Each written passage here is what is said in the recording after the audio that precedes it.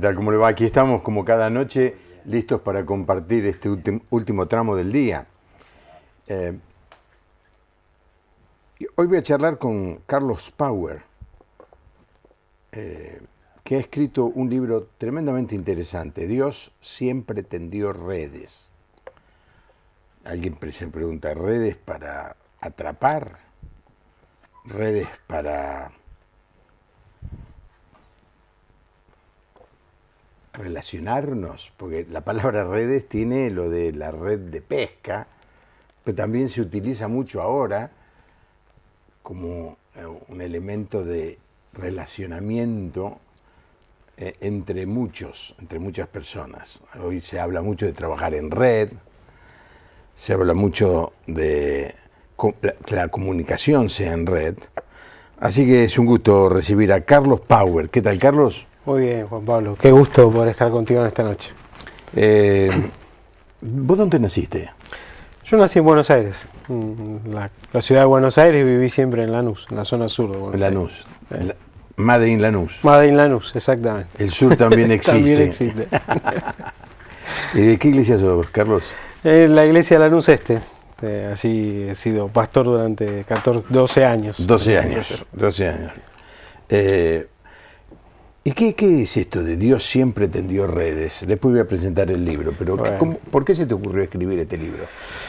El libro es de alguna manera un sentir que hace tiempo Dios puso en mi corazón, no porque yo conozca o haya sabido mucho de esto de antemano, sino porque claramente el Señor me fue involucrando en un proceso vincular y de trabajo en redes desde muchos años.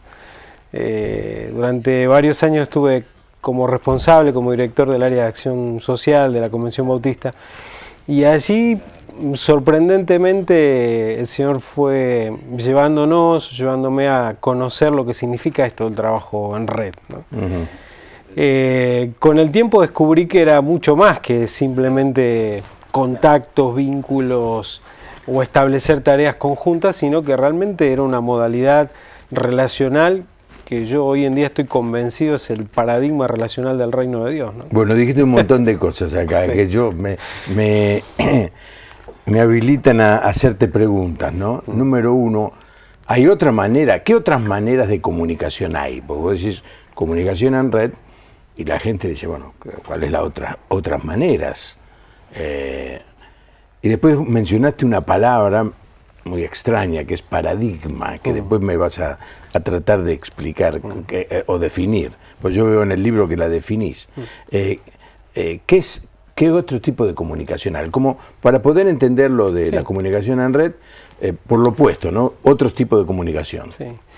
Bueno, yo creo básicamente que todos tenemos una forma tradicional o lineal, si queremos llamarle, de comunicación, que de alguna manera es la que tenemos aprendida, la que más fácil nos resulta de comprender y entender, la que de alguna manera es más natural en relación a nuestras propias limitaciones naturales, que es la que aprendemos además en todo nuestro sistema educativo, tradicional y demás, que tiene que ver con una franja de nuestro cerebro, etcétera, etcétera, un montón de cosas que los expertos conocen y desarrollan muy bien, ¿no?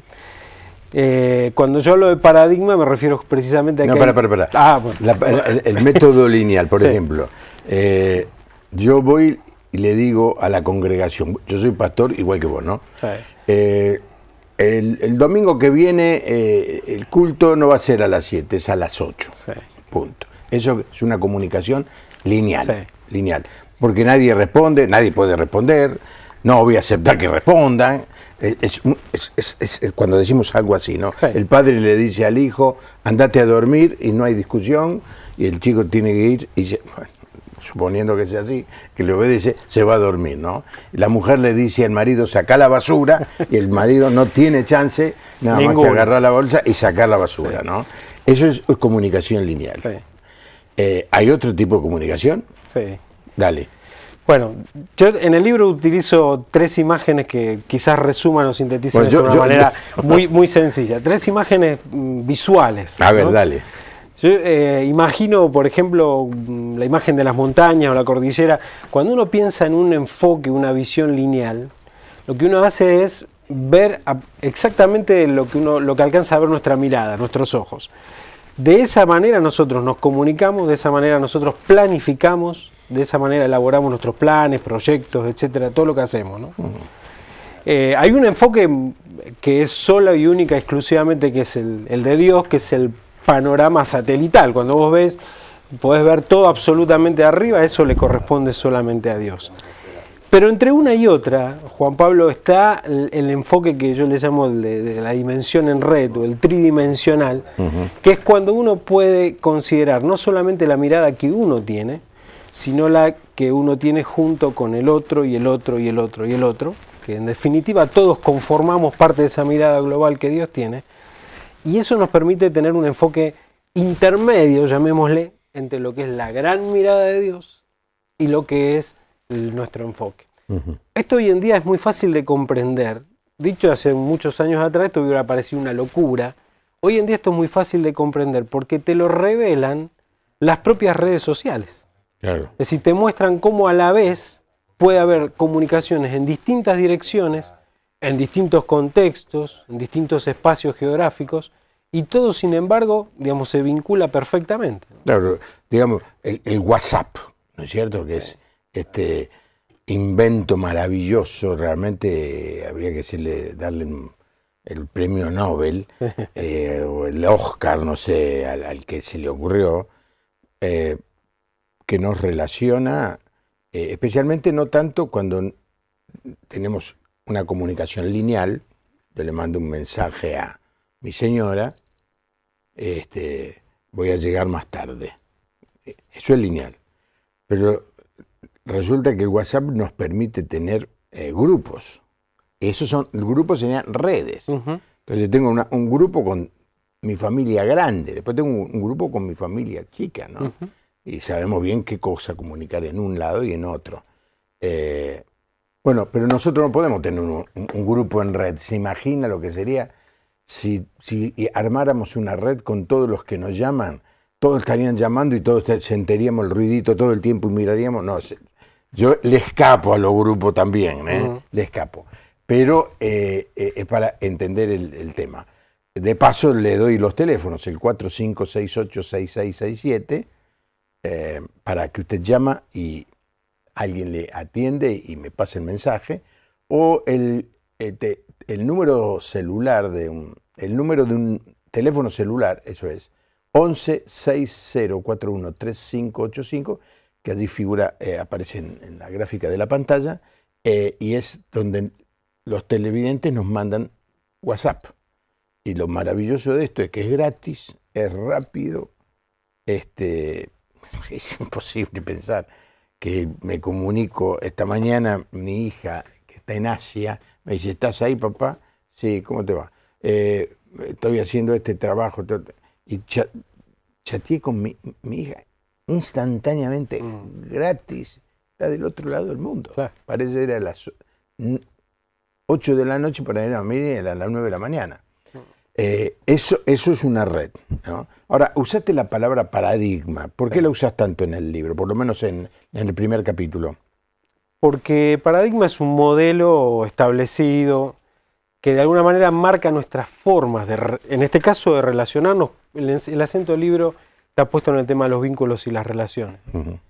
Y nosotros tenemos un modelo tanto de mirar la realidad como de abordar nuestras estrategias, nuestras tareas, que tiene que ver con la visión, el enfoque que tenemos y el modelo que tenemos en relación con eso. Es un paradigma tradicional que incluso, Juan Pablo, nada tiene que ver con lo que la Biblia enseña, ¿no? Un paradigma que está dentro de nuestra sociedad, que tiene que ver con algunas cuestiones elementales, como por ejemplo el individualismo, la competencia, la indiferencia, aún teniendo en cuenta el tema de las redes sociales, la indiferencia, la imagen estática, la competencia, digamos, todas esas palabras son propias de un paradigma tradicional, que está totalmente digamos, metido dentro de nuestros conceptos, nuestra manera de actuar, nuestra manera de relacionarnos. Paradigma que claramente no coincide absolutamente con ninguno de los principios bíblicos que nosotros conocemos. Claro, pero mi cameraman es taxista. Sí. Cuando sale a la calle a manejar, como me pasa a mí, yo salgo a manejar, utilizo el paradigma, si no me cuido, me chocan, no me dejan pasar, tengo que apurar el auto porque si no, todo lo que viene en el otro sentido no me dejan. Es decir, ¿qué haces? Decir, muchacho, trabajemos en red, te bajás del auto y le decís, es imposible. Ahí necesariamente utilizamos el paradigma lineal. Sí. Bueno, ¿cómo se dan, Juan Pablo, los grandes cambios paradigmáticos en la historia? A ver. Siempre se dan a partir de los márgenes, a partir de las construcciones que se dan en los márgenes, ¿no? Quiero decir, cosas que comienzan siendo como secundarias, marginales, no tenidas en cuenta, menospreciadas, no entran dentro de la consideración en general, pero después terminan cobrando fuerza de tal manera que cambian ese modelo, ese pensamiento. Lo que de alguna manera a mí me interesa reflejar o mostrar es que este paradigma estuvo presente siempre, está presente en la creación. Hace poco leía al pastor Loredo, que es quien justamente escribe ahí la introducción del libro, me hacía leer un artículo que salió en un periódico internacional que hablaba acerca del funcionamiento del cerebro, ¿no es cierto? El funcionamiento neuronal, que es un funcionamiento en red. La importancia digamos, que destacaba allí de los estudios que se están haciendo no tiene tanto que ver con la cantidad de neuronas que tiene el cerebro, sino con la forma en que se vinculan, es decir, la forma en que se relacionan. El potencial del funcionamiento neuronal no está en la cantidad de neuronas, sino en la forma en que se establecen sus relaciones, sus vínculos nodales, ¿no? Y del mismo modo funciona el reino de Dios y del mismo modo funciona en realidad la extensión del reino de Dios. Ahora, el paradigma tradicional, Juan Pablo, de alguna manera lo que nos lleva es a veces a limitar nuestra mirada y nuestro enfoque, sin querer o porque es parte de nuestra realidad, pero cuando nosotros, por ejemplo, planificamos, lo hacemos desde un enfoque lineal, lo hacemos del enfoque desde nuestra tarea, nuestra visión, nuestro ministerio. En algún punto, digamos, esto se va extendiendo, se va ramificando, pero tiene que ver justamente con cosas que hoy en día se revelan. Me interesa un concepto de un autor que no es cristiano, un científico que escribió hace un tiempo atrás y decía que las redes sociales, no hablando de internet, sino de las redes vinculares en todo sentido, más que una investigación, son una revelación. Y esa palabra me encantó, porque los hijos de Dios recibimos revelación. Y yo creo que el paradigma de las redes sociales es una revelación que Dios siempre tuvo allí, está siempre presente en su palabra, y que de alguna manera creo que nos desafía a poder encarnar este tiempo, este contexto, ¿no? Ahora, Carlos, vos escribiste este libro. Cuando uno escribe un libro así, con un tema, proponiendo una línea de pensamiento, es porque está de alguna manera respondiendo a algo que ves que no está bien, que falta, que no está claro, ¿no es cierto? Y te pregunto, ¿qué es lo que vos ves que tu libro puede ayudar, aclarar, cambiar, traer un poco de una nueva luz? ¿Cuál es el problema, la dificultad que vos querés confrontar? Bueno, es un poco ambicioso pensar que mi libro pueda hacer algo de eso, pero por lo menos... pero lo intentaste, por eso lo escribiste. Sí. Con todo el anhelo y con todo el corazón y toda digamos, la expectativa es justamente crear esta incertidumbre de poder comenzar a preguntarnos que hay una modalidad relacional superadora a la que ya conocemos, que incluso es extraordinaria, ¿no? Yo creo que, hablando de las iglesias evangélicas y el vínculo entre las iglesias evangélicas y interdenominacional, o como queramos llamarle, yo creo que hemos crecido de una manera impresionante y extraordinaria. Aún así, entiendo que todavía hay una mirada totalmente superadora cuando nosotros logramos entender este enfoque del paradigma en red, ¿no? Ahora, decímelo en tu iglesia vos sos pastor de una iglesia en una zona como Lanús. Sí. ¿Pensaste en tu iglesia o tu iglesia este tema ya lo tiene solucionado? Digamos, de alguna manera, escribir esto tiene que ver con que, como te decía Juan Pablo, creo que cada uno de nosotros siempre escribimos de la experiencia que Dios nos permite vivir. A lo largo de estos años, Dios me ha permitido participar de una gran cantidad de redes. Muchas veces en forma inconsciente y muchas veces llamando redes a lo que no eran redes y muchas veces estableciendo ideas que después en la práctica uno se daba cuenta que no funcionaban así. Ahora, vos mencionaste el tema de las iglesias, ¿no? Yo te puedo mencionar consejos pastorales, por ejemplo, de mi ciudad, en Lanús, de la cual participé, digamos, durante algún tiempo. Ahora no estoy pastoreando allí en Lanús, pero... y una de las cosas que uno puede observar, lo interesante, es primero que la tarea en conjunto es buena y es interesante, pero muchas veces tendemos a juntarnos para hacer lo mismo o para, digamos, fortalecer lo que ya cada uno está haciendo en forma individual, lo cual es excelente, es bueno, extraordinario, pero a la larga se vuelve como una masa de lo mismo. En cambio, el enfoque en red lo que nos permite es diversificar de una manera extraordinaria el potencial que Dios ha puesto en cada uno y que de alguna manera en una ciudad se vuelve algo relevante. Por ejemplo, si vos en un municipio, un consejo pastoral, como nosotros lo hemos hecho allí en Lanús en la gestión anterior, haber presentado un proyecto donde de alguna manera lo que se busca o lo que se enfocaba era que cada una de las iglesias, desde el potencial de sus miembros, pudiera aportar a los temas que más le preocupaban a la ciudad, no al gobierno, sino a la ciudad. Entonces vos tenías educación, salud, trabajo, inseguridad, lo que fuera.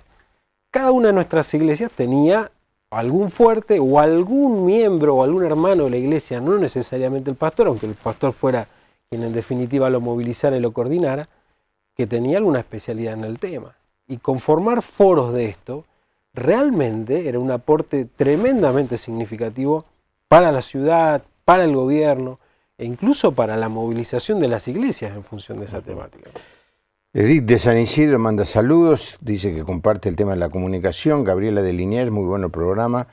Es importante el tema de la comunicación para las relaciones humanas. Bueno, gracias a todos los que están llamando. Iniciamos un poquito tarde el programa hoy y se me ocurre que más de un televidente se fue a ver la competencia que es Tinelli, ¿no? Bueno, Pablo de San Justo, ¿dónde puedo conseguir el libro? Bueno, vamos a presentar el libro, vamos a ponerlo en pantalla. Dios siempre tendió redes, la mirada relacional del reino de Carlos Power. Vos estuviste varias veces en el programa, pero con tu otra función. A ver, acércalo un poquito más. Puede ser para el otro lado. No, es todo. Bueno, listo, ahí está. El título se vio bien. Dios siempre tendió redes. Le decía a Carlos vino varias veces al programa cuando trabajamos o cuando hicimos programas acerca de tareas sociales de la iglesia, porque dirigía el área social de la Convención Evangélica Bautista. Usted ve, nadie es perfecto, ¿no? ¿Dónde se consigue este libro? Este libro está en Certeza o en A Su Imagen, así en calle de Rivadavia, o si no en librería Roble, que es la librería del editor. Y si alguien que en el interior, bueno, también en San Justo puede ir a cualquiera de esas librerías, pero si alguien está viendo el programa en el interior y si quisiera tenerlo. Bueno, ahí creo que abajo sale mi correo electrónico, aunque yo no lo vendo, pero sí puedo contactarlo con Kpower, yahoo.com.ar. Bueno, claro, con Abel Riera, que creo que ya estuvo en un programa anterior también aquí. Sí, está bien, pero ahí está, déjenlo un poquito para que quien quiera le escriba y vos te encargás de decirle a la persona cómo hace para comprarlo. Es un tema, y gracias por autografiármelo, este es un tema tremendamente interesante. ¿Por qué? Porque muchas iglesias adoptan el otro paradigma, el lineal. Entonces es alguien que está en el púlpito que le habla a un montón de gente que solamente escuchan. Y esa persona tiene pocas chances de poder usar su potencial, su experiencia, sus conocimientos, poca chance de poder decir lo que piensa, porque Carlos dijo, y es verdad, el número de personas que asiste a las iglesias evangélicas es creciente y cada vez los grupos son más grandes, entonces es muy difícil decir, bueno, a ver, ¿qué opina usted? ¿Qué opina usted? ¿Se imagina? Es imposible.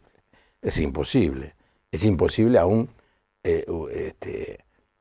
hacer funcionar una congregación como figura allí en la Biblia, que las congregaciones funcionaban, por lo menos Pablo les aconseja a los creyentes de la ciudad de Corinto cómo tenían que armar una pequeña reunión, un encuentro, si alguien tenía algo que decir, lo decía. En fin, había una gran diversidad, cosa que en las grandes multitudes no se puede. Pero yo digo, con multitud estoy hablando, cuando hay más 100, 200 personas, es imposible abrir la opinión a todos.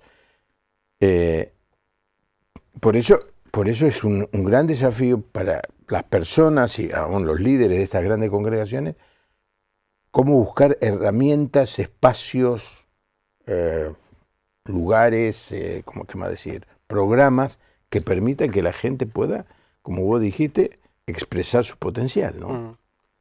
¿Me permitís un pequeño ejemplo, Juan Pablo? ¿No? Dale. Cuando uno piensa en el paradigma de redes, por lo menos los grandes escritores que hablan sobre el tema, por ejemplo Lina Davas, que escribe bastante sobre esto, hablan de la importancia de que en las redes son tan importantes los nodos o los nudos fuertes como aquellos débiles, ¿no? Y yo creo que hay un potencial extraordinario no en la concentración de opiniones, sino precisamente en la distribución de fuerzas, de poder o como quieras llamarle, ¿no? Algo que se veía muy fácilmente en la iglesia primitiva, ¿no? Hace unos años atrás, y el testimonio está también así en el libro, una hermana de la congregación allí en Lanús, Erlinda, directora de una escuela en Villa Jardín, ella tomó este concepto muy fuertemente, se basó en la palabra libro de Hechos, y ella, siendo una maestra en una comunidad, así en Villa Jardín, una de las villas más densamente pobladas de la zona de Lanús, empezó una tarea con una visión fuertemente transformadora.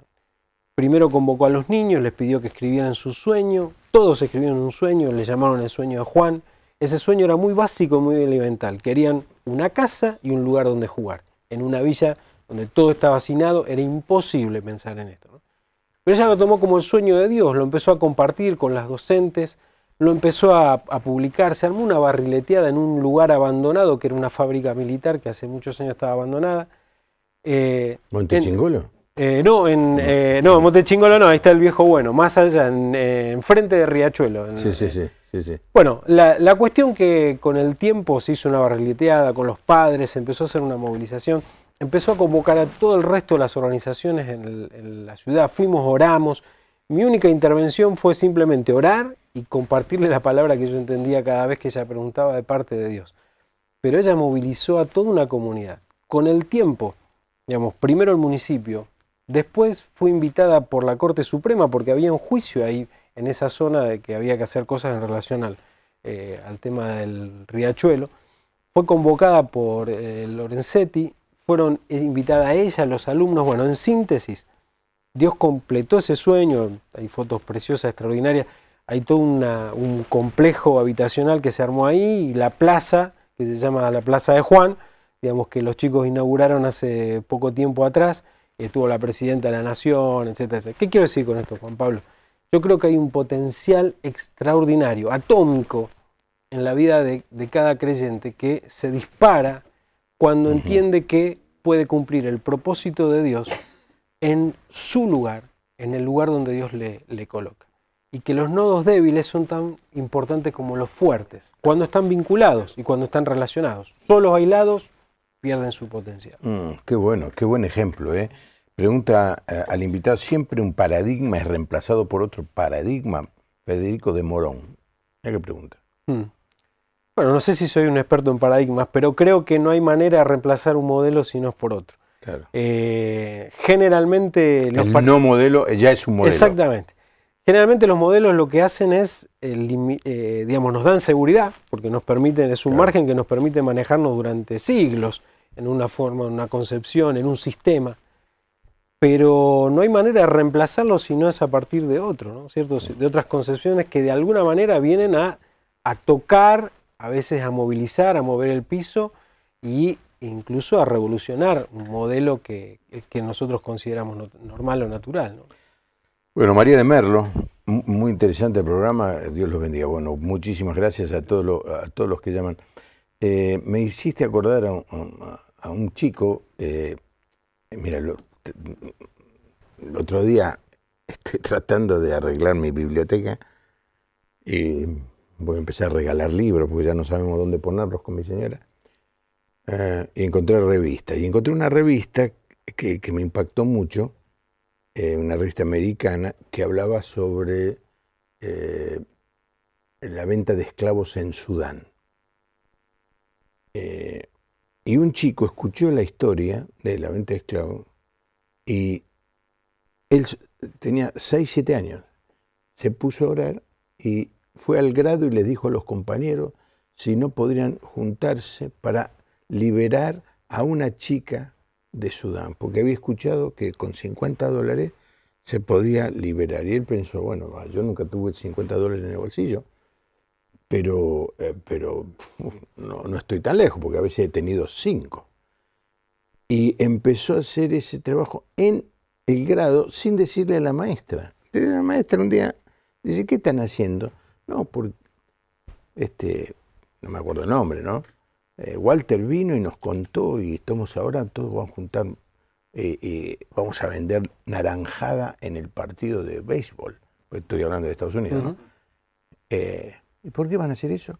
Para esto. Entonces la maestra se emocionó tanto que fue y lo contó.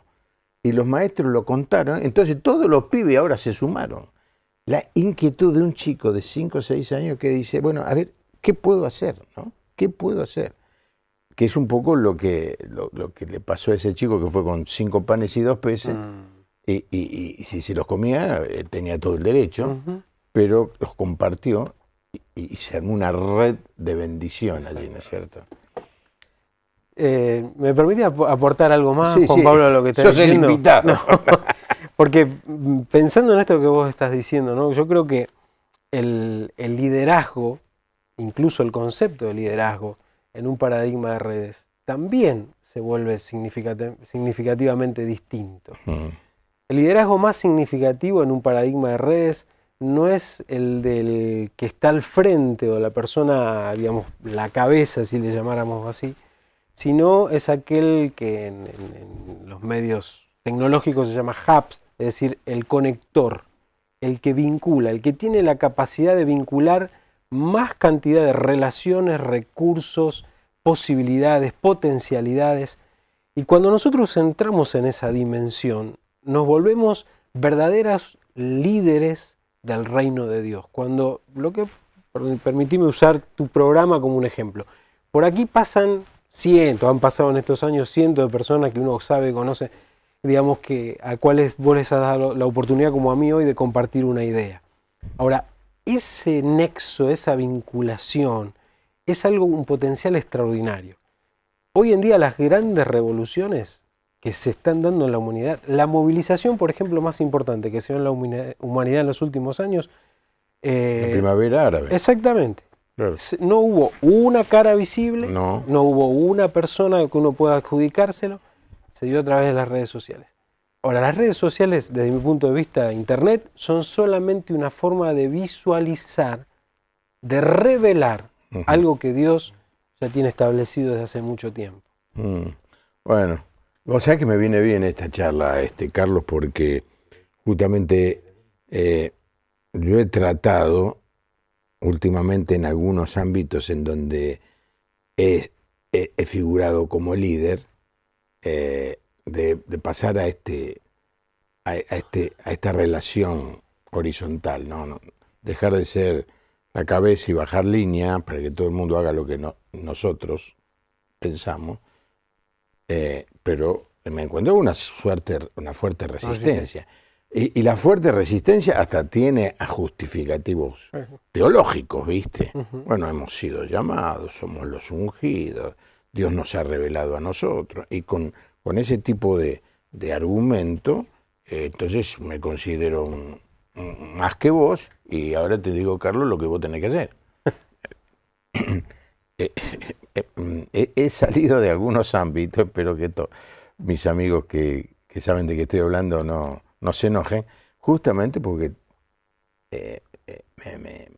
sin haber leído tu libro coincido muchísimo en este cambio de paradigma. Soy Walter de Trelew. ¿Se puede encontrar el libro por alguna página de web? Todavía no, supongo que pronto. Carlos quiere vender alguno para pagar los gastos. Claro. Después lo sube. Pero si quiere, por medio de mi correo electrónico, no el libro porque no lo tengo toda la edición completa, pero sí, si le interesa algún artículo, yo tengo escrito algunos, si le interesa, con mucho gusto lo puedo hacer. Quería preguntar, ¿cómo puede afectar la tecnología a la iglesia? Por ejemplo, el usar celulares para buscar algún versículo de Biblia en vez de tenerla en el libro. No sé si es la pregunta para Carlos. Es una herramienta. Es cierto, cada vez más, cuando yo digo, bueno, vamos a leer tal pasaje como pastor, especialmente la gente joven lo lee en el celular, con la ventaja de que cambia la versión. Yo digo, estoy leyendo este pasaje en la versión contemporánea, que es esta, la que más uso hoy, que es la versión 60 mejorada, en el sentido se le sacó la versión. Las palabras vosotros, sois, te dice ustedes son, digamos, la versión es la misma, pero un poquito más moderna en ese sentido. Y yo veo que apretan los botoncitos, ahora tengo la contemporánea así, en instante, ¿no? Tengo una célula, yo, de gente que no quiere ir a una célula. Entonces armé una célula y estamos en el bar y todos tenemos... Virtual. Y vino uno nuevo el otro día y trajo el libro, ¿viste? Y se sentía... Digo, no, vos sos el verdadero cristiano, todos los demás estamos equivocados. Pero de todas maneras, es tan bueno como cualquier otro medio de comunicación. Dicho sea de paso, en un par de días vamos a hacer un programa sobre el tema del Pokémon Go, así que prepárese. Ricardo Avellaneda, el reino de Dios también se mueve fuera de nuestras iglesias. La sociedad ya lo sabe y la iglesia lo sabe. Saludos, muy bueno el tema. Bendiciones desde Junín. Estoy con mi esposa cenando y mirando el programa. ¿Por qué nos manda un mensaje así, Daniel Ravela? Porque sabe que nosotros no podemos comer en la pantalla, que estamos todos muertos de hambre. No alcanzaba a decir que estaba con su esposa solamente. Bueno, que le vaya bien en la cena, Daniel. Gracias por el llamado. En la familia, ¿esto se aplica, Carlos? Perfectamente. Esto se aplica en todos los órdenes de la vida. El ser humano vive rodeado de un entramado de relaciones.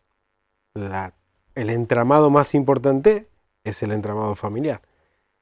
Antiguamente, incluso, digamos, el entramado familiar estaba rodeado de otro entramado que era la familia extendida, el vecino, el amigo, digamos, la relación del barrio. Sí, sí. Hoy en día muchos entramados se rompió, entonces inmediatamente se salta al entramado institucional, que son las escuelas, las iglesias, los centros de ayuda, etcétera, etcétera.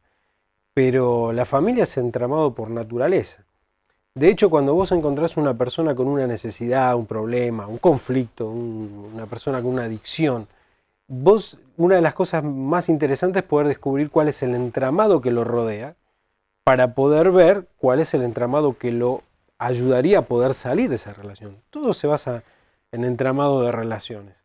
Algunas son más positivas, otras son más negativas, algunas aportan a nuestro crecimiento, aportan a ayudar. La iglesia es una red por excelencia. Ahora, ¿qué relación hay entre el entramado, la red, y la autoridad, porque en una iglesia tiene que haber una línea de autoridad. No somos todos iguales. En la familia tiene que haber la autoridad de los padres sobre los hijos. No podés socializar y decir, no, somos todos iguales, somos una red, a ver cómo se toman las decisiones aquí. Hay una relación entre el concepto de autoridad, quizá lineal, sí, y las relaciones. ¿Cómo se relaciona esto? Dos cosas, Juan Pablo. El último capítulo habla precisamente sobre el concepto de poder y el concepto de autoridad y el tema de entramado, ¿no? Las relaciones de autoridad no tienen ningún inconveniente con el tema de la red. Yo creo que, por ejemplo, Jesús fue el constructor de la mayor red de toda la historia de la humanidad, tuvo autoridad. El apóstol Pablo construyó una red extraordinaria de colaboradores, de sunergos, como dice allí la palabra, o colaboradores, que fueron, digamos, los que le permitieron extender la red de su ministerio, aun cuando él estuvo una parte muy importante de su ministerio en cárcel, por ejemplo. Entonces, el concepto de red no compite con el de autoridad. Ahora, hay una cuestión diferente en cuando uno dice, una cosa es una estructura organizacional y otra cosa es una red, digamos, donde se distribuyen tareas, funciones, etcétera, etcétera. La autoridad tiene que estar presente siempre. De hecho, la constitución de un nodo muchas veces se da a partir de una autoridad. Alguien dice, bueno, yo convoco, yo movilizo, digamos, o mi función es, como padre de familia, por ejemplo, velar por la familia, etcétera, etcétera. No tiene que ver con esa cuestión. Sí tiene que ver con, digamos, con otras cuestiones vinculares que son las que potencian la relación de otros, ¿no? Y digamos, para decirlo de otra manera, ¿no? Un entramado en red no es lo mismo que una organización acostada, ¿no? Porque a veces uno dice, bueno, armamos una organización y sigue siendo una organización con la misma característica, la acostamos y parece que fuera una red. No, una red es un entramado real donde todos se potencian. Eso no quita que haya autoridades y que las autoridades ejerzan su autoridad. De hecho, Juan Pablo, digamos, en la iglesia está claro, digamos, cómo se lleva adelante esto. Digamos, uno lo puede ver en una familia, como vos lo decís. Justamente, a veces parte de esto tiene que ver con que no es tan claro el concepto de autoridad, que a veces se confunde con el de poder. En una familia a veces alguien ejerce el poder y no la autoridad. El poder a veces daña, a veces lastima, a veces genera situaciones... Bueno, lo mismo puedes encontrarlo en cualquier tipo de organización, ¿no?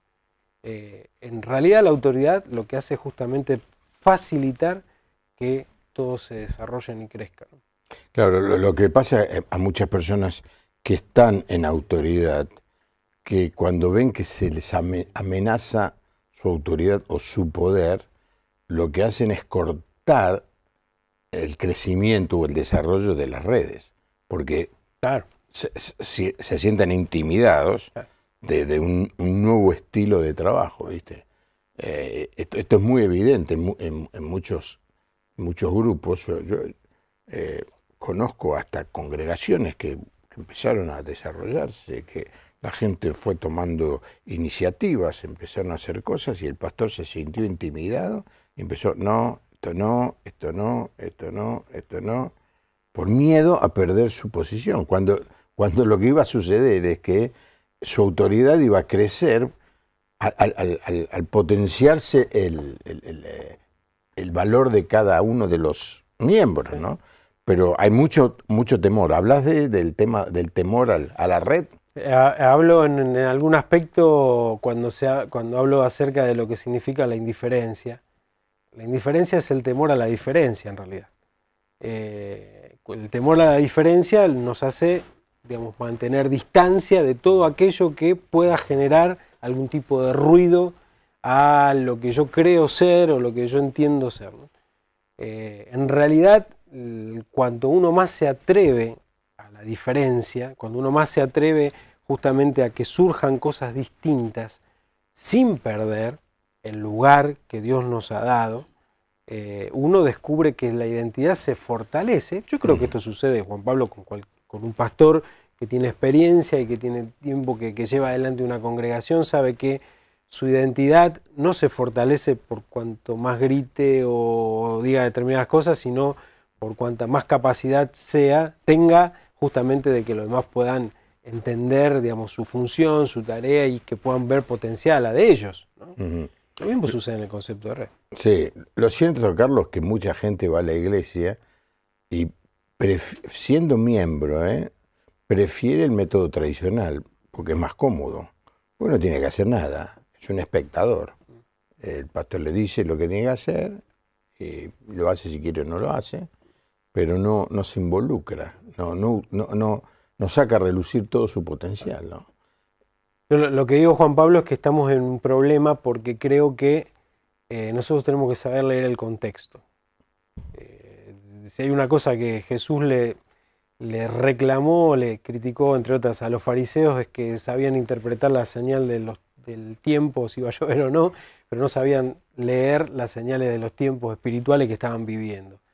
Y yo creo que ahí el contexto, así como en algún momento alguien decía todos los caminos conducen a Roma y eso facilitó la extensión del Evangelio cuando el Señor vino, creo que hoy es un tiempo en el cual todos los caminos conducen a una modalidad relacional que va más allá de nosotros querramos, deseemos, o la expectativa que tengamos particular, o el modelo que más nos guste.